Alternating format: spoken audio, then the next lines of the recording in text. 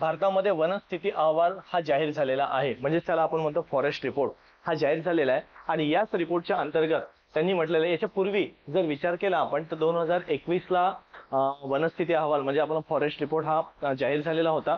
आणि हा forest report बरोबर, फॉरेस्ट रिपोर्ट हा दर 2 वर्षांनी जाहीर होतो. बरोबर, दर 2 वर्षांनी. बरोबर, हे एक महत्वाचं आहे की दर 2 वर्षांनी हा रिपोर्ट जाहीर होतो. 2023चा जो जाहीर झालेला आहे त्याच्या तुलनेमध्ये जर विचार केला, 2021 ते 2023च्या तुलनेमध्ये विचार केला असता 1445 चौरस किलोमीटरने यामध्ये काय झालेली आहे, वाढ झालेली आहे. बरोबर आहे, म्हणजेच काय यामध्ये किती टक्क्यांनी वाढ झालेली आहे, किती चौरस क्षेत्रफळ वाढलेलं आहे हे तुम्हाला विचारलं जातं. हा एक. त्यानंतर लक्षात घ्या, एकूण क्षेत्रफळ.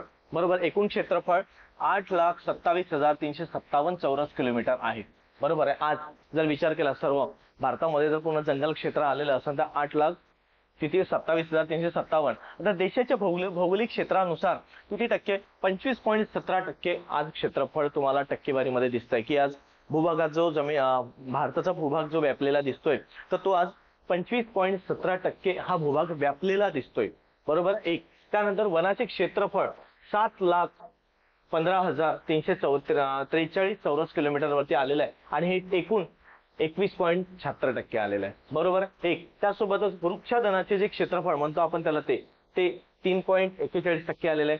क्षेत्रफळामध्ये सर्वाधिक क्षेत्रफळ कोणत्या राज्याचं आलेलं आहे ते बघा. त्यामध्ये त्यांनी म्हटलेलं आहे क्षेत्रफळामध्ये सर्वाधिक म्हटलं तर मध्य प्रदेश या राज्याचं आलेलं आहे आणि ते क्षेत्रफळ आहे 85,724 किलोमीटर. दुसरा क्रमांक येतोय तो अरुणाचल प्रदेशचा आणि तिसरा क्रमांक येतोय तो महाराष्ट्राचा. हे सर्वाधिक